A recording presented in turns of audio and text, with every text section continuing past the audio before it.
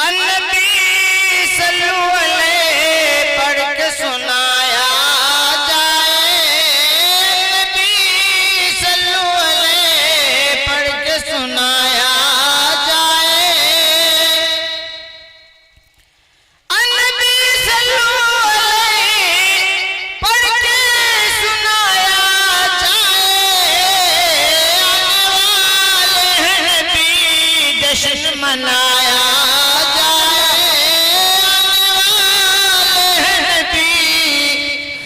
जश्न मनाया जाए, जश्न मनाया जाए। और बाद में दूंगा फरिश्तों के सवालों का जवाब। आशिया रसूल क्या कहता है कि फरिश्तों मैं तुम्हारे सवालों का जवाब दूंगा, लेकिन कुछ मैं कहना चाहता हूं। क्या? बाद में दूंगा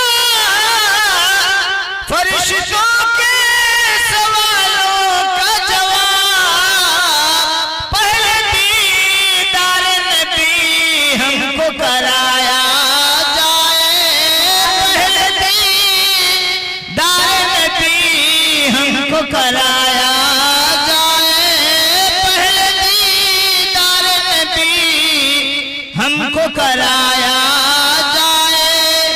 दूंगा फरिश्तों के सवालों का जवाब, लेकिन हमारी शर्त है कि पहले मेरे आका का दीदार। बाद में दूंगा फरिश्तों के सवालों का जवाब, पहले दीदार नबी हमको कराया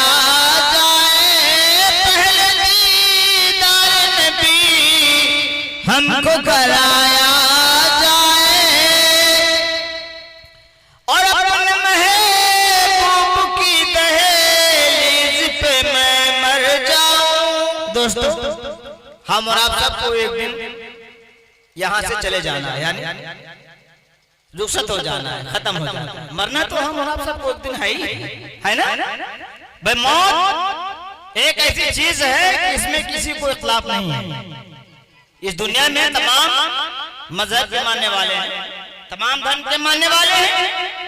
अपने धर्म के हिसाब से आप काम कर रहे हैं, अपने धर्म के हिसाब से हम काम कर रहे हैं, इसमें इख्तिलाफ है।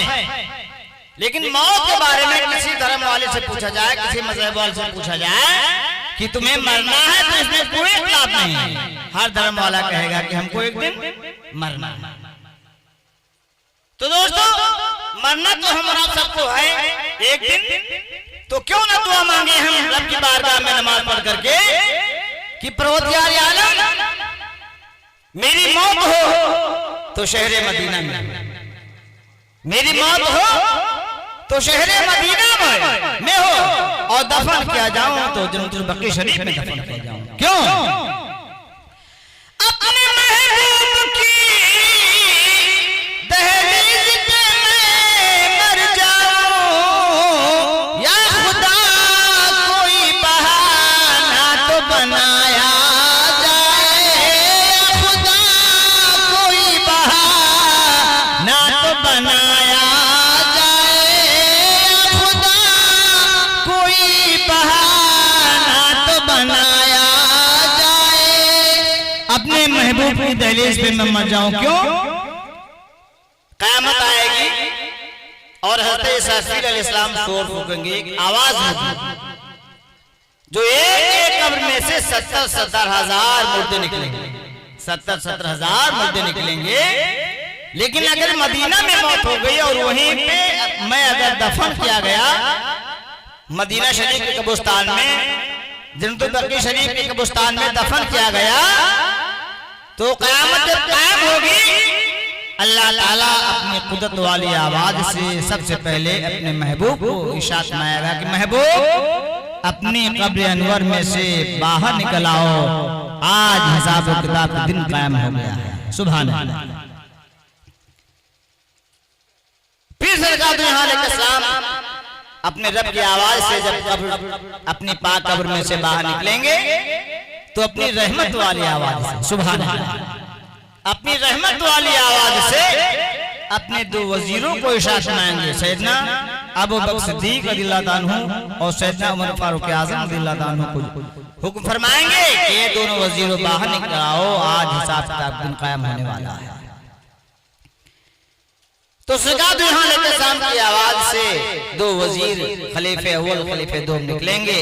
फिर सरकार दो यहाँ लेकर इस्लाम अपने दो वजीरों को लेकर के जन्नतुल बकी शरीफ के कब्रिस्तान में जाएंगे और अपनी रहमत वाली आवाज से इरशाद करेंगे कि जन्नतुल बकी शरीफ की मुर्दों बाहर निकल आओ, आज क़यामत का दिन कायम होने वाला है।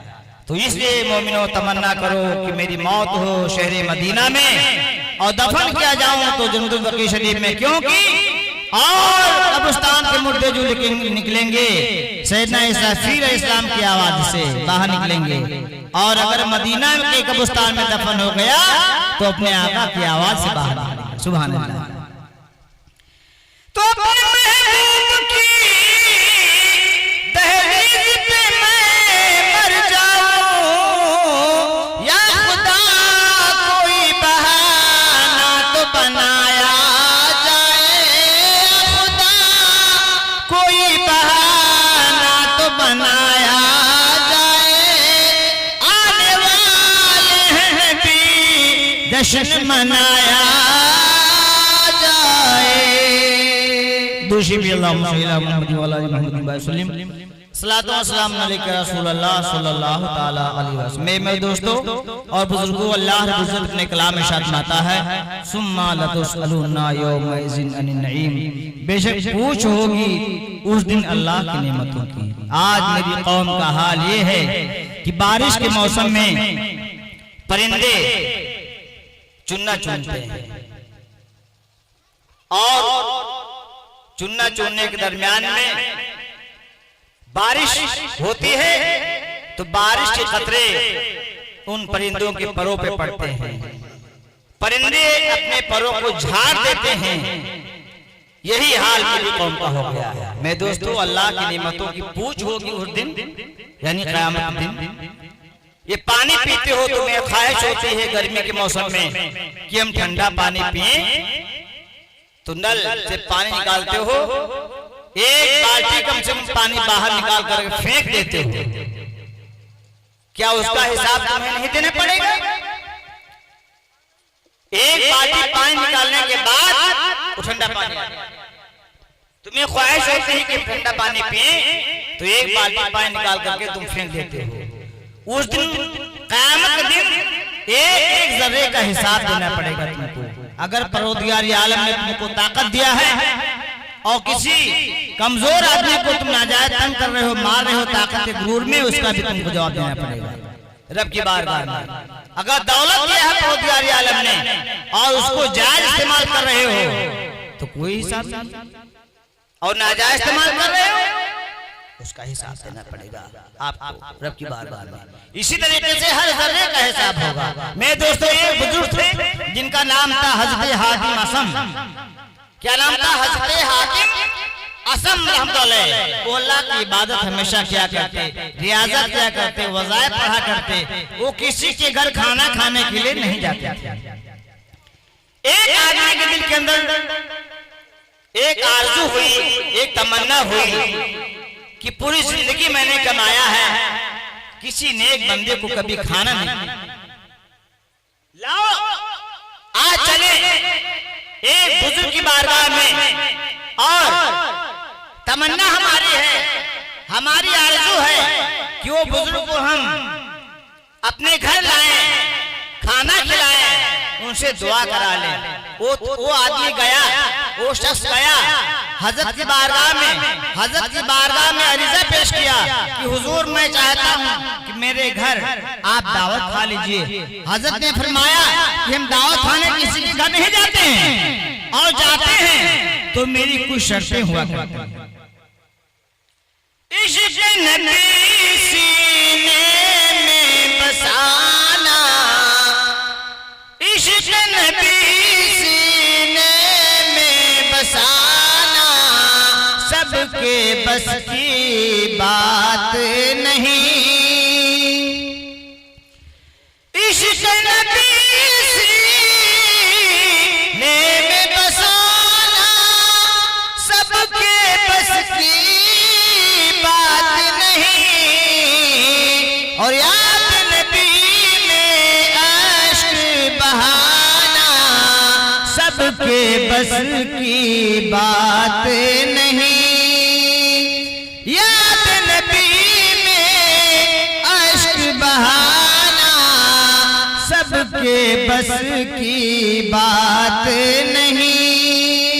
दुनिया का दस्तूर क्या है, दुनिया का तरीका क्या है कि तुम्हें प्यास लगती है तुम नल के करीब जाते हो, कुएं के करीब जाते हो, दरिया के करीब जाते हो, झरने के करीब जाते हो, चश्मे के करीब जाते हो। चश्मा तुम्हारे पास चल के नहीं आता है, दरिया तुम्हारे पास चल के नहीं आती है, नल तुम्हारे पास चल के नहीं आता है, कुआं तुम्हारे पास चल के नहीं आता है।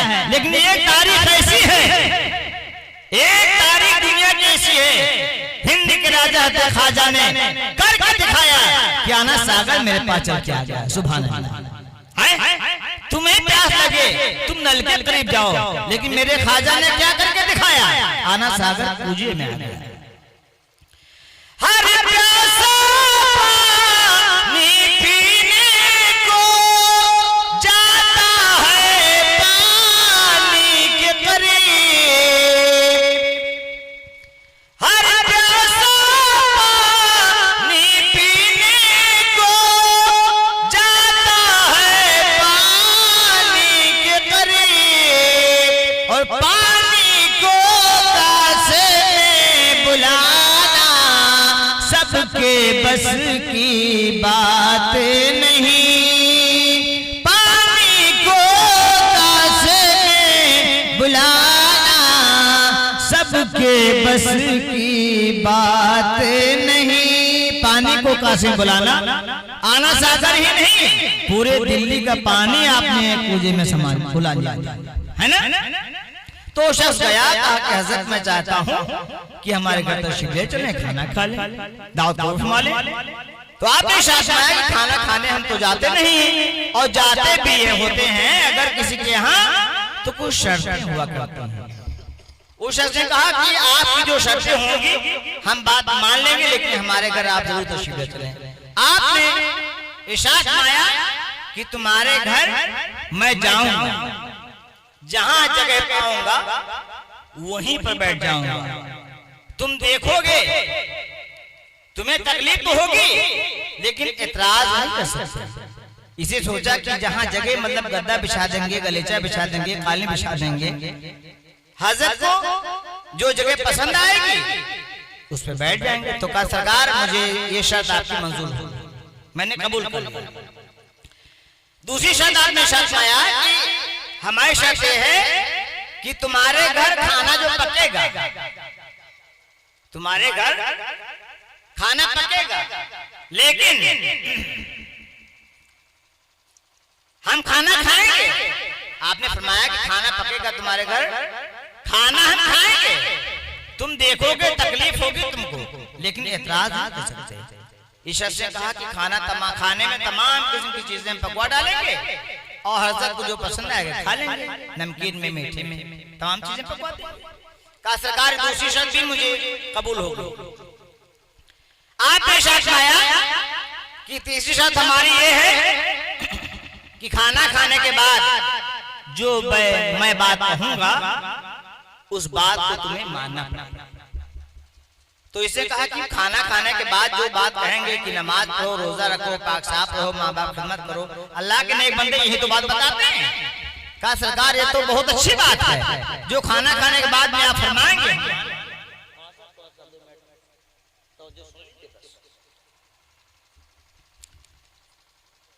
आजकल के जमाने में मोबाइल का वक्त हो गया है, जमाना हो गया है।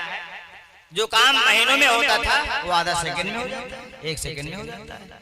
पहले इंतकाल हो जाता था, मिट्टी हो जाती थी, फातिहा वगैरह प्रोग्राम सब हो जाता था, तब कहीं खत पहुंचता था घर पे। आज सऊदी में आदमी बैठा, हेलो किया, चेहरा सामने आपका मेरा, आधा सेकंड में काम हो गया। तो आपने रुक्का लिखा, एक खत लिखा।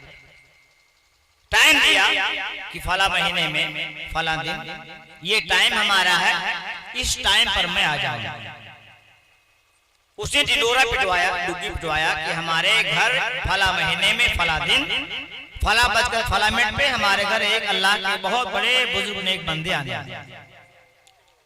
जब वो टाइम आया, वो साथ आई, वो घड़ी आई, वो दिन आया, तो हजारों हजार की तादाद में लोग वहां पर गए, जमा हो गए और जूता चप्पल का एक ढेर एक खलिहान तरीके से बाहर लगा।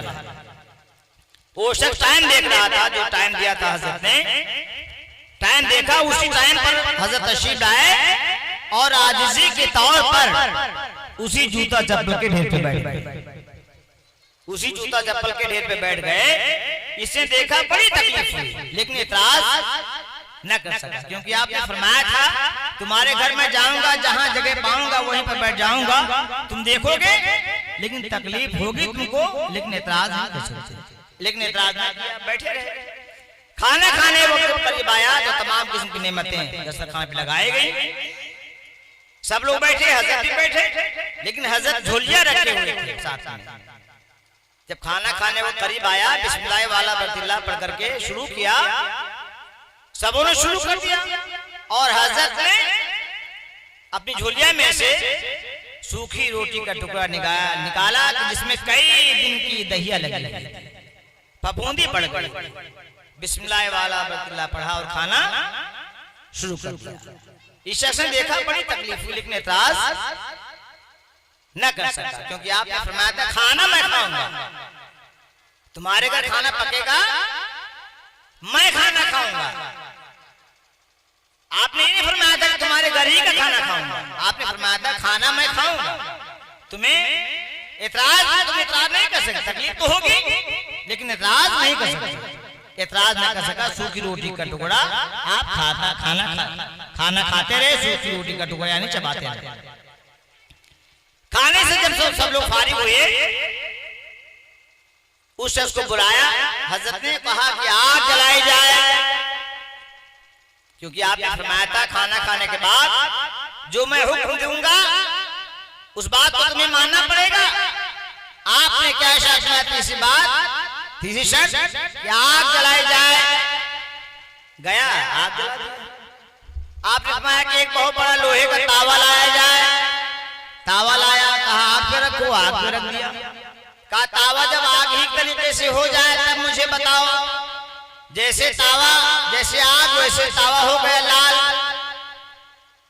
आपने साथ में करीब आओ, सब लोग करीब आए, कहा जूता चप्पल उतार दो, इसी तावा पे खड़े हो जाओ, हिसाब किताब दे दो। तावा पे खड़े हो जाओ, हिसाब किताब दे दो। सब लोग रोने लगे, चिल्लाने लगे, गिड़गिड़ाने लगे। कहा हुजूर ये आपकी की बस का काम है, हम लोग बस की बात नहीं है। तो आपने साथ माया सुम्मा लतुसअलुन्ना यौमइज़िन अनिन नईम, बेशक पूछ होगी उस दिन अल्लाह की नेमतों की। जब उनके गदा भर देते हैं शाह ज़माने की झोली, जब उनके गदा भर देते हैं शाह ज़माने की झोली, मोहताज का जब ये आलम है, नुक्तार का आलम क्या होगा। आपने साथ माया आओ, करीब आओ, सब लोग इसी तावा पे खड़े हो जाओ और हिसाब किताब दे दो। सब लोग रोने लगे। तो आपने आयत करीमा क्या पढ़ी? सुम्मा लतुसअलुन्ना यौमइज़िन अनिन नईम, बेशक पूछ होगी उस दिन अल्लाह की नेमतों की। अरे दोस्तों, जरा गरीबान में मुंह डाल करके देखो कि आज हम और आप सब एक चिड़िया से, एक परिंदे से, एक मुर्गी से आज हम और आप गिरे हुए हैं कि नहीं? मुर्गी जब पानी पीती है, एक घूंट चोंच में लेती है, वो चोंच में पानी लेने के बाद वो सीधे निगलती नहीं है, बल्कि चोंच को ऊपर कर लेती है। सुभान अल्लाह, चोंच को ऊपर कर लेते हैं, एक घूंट पानी लेकर के मुंह में अल्हम्दुलिल्लाह रब्बिल आलमीन पढ़ती है, यानी अल्लाह की हम्द बयान करती है, अल्लाह की बाकी बयान करती है, अल्लाह की तारीफ बयान करती है। अल्लाह की तारीफ बयान करने के बाद पानी निकलती है मुर्गी। उस चिड़िया से गिरे, उस परिंदे से गिरे गुजरे हम और आप हैं कि नहीं हैं? सुबह और शाम दोपहर 3 टाइम खाना खाते हैं और अल्लाह की नेमतें इतनी खाते हैं कि तुम नाशुक्र हो गए हो। हम नाशुक्र हो गए हैं, हम अल्लाह का शुक्र नहीं अदा कर पा रहे हैं। अरे कम से कम मुसलमानों, दोस्तों, मेरे बुजुर्गों, कम से कम पाक साफ रहा करो और नमाज पढ़ा करो और खाना खाने चलो तो अपने हाथों को धुल लो। सुभान अल्लाह, अपने हाथों को धुल लो, इससे तुम्हारी गरीबी दूर हो जाएगी, इससे तुम्हारी गरीबी दूर हो जाएगी। और बिस्मिल्लाहिर्रहमानिर्रहीम कम से कम पढ़ लो, अल्लाह का नाम ले लो, तो उस खाने में बेशुमार बरकतें हो जाएंगी। और प्लेट को उंगली से चाट लो, प्लेट को साफ कर लो, तुम्हारे पेट में कभी दर्द नहीं होगा इंशाअल्लाह। कुछ अमल कर लो दोस्तों, कुछ बात मान लो दोस्तों। आज मेरी कौम का वही हाल हो गया है जैसे चिड़िया बारिश के मौसम में चुना चूमती हैं और बारिश के कतरे पंख पे गिरते हैं, पंखों को अपने झाड़ देते हैं, फिर अपना काम शुरू करते हैं। यही हाल हमारे जैसा जूस का हो गया है। मेरे दोस्तों, फालतू तकरीर हम नहीं करते हैं, ये जरूरत थी आपकी, मैंने बयान किया, 2-3 शीनाशी पढ़ दिया। हमारे अजीजम कारी तौसीफ रज़ा सल्लल्लाहु अच्छी आवाज के मालिक अल्लाह ने उन्हें बनाया है। मैं दुआ करता हूँ कि अल्लाह ताला उनको आवाज, उनकी आवाज को हमेशा अल्लाह ताला कायम रखे और अल्लाह ताला हमारे बयान में जो कोई गलतियां हुई हों मैं अल्लाह की बारगाह में तौबा करता हूँ। अस्तगफिरुल्लाह रब्बी मिन ज़ंबी व अतूबु इलैह। अल्लाह ताला मेरे खता को माफ फरमाए, अल्लाह ताला हाफ़िज़ा खता को माफ फरमाए। और जो बच्चे का अक़ीक़ा कल होने वाला है, अल्लाह ताला उस बच्चे को उम्र में बरकतें अता फरमाए और उसको नेक अमल करने के साथ साथ आलिम दीन बामल अल्लाह ताला उस बच्चे को बना दे। आमीन।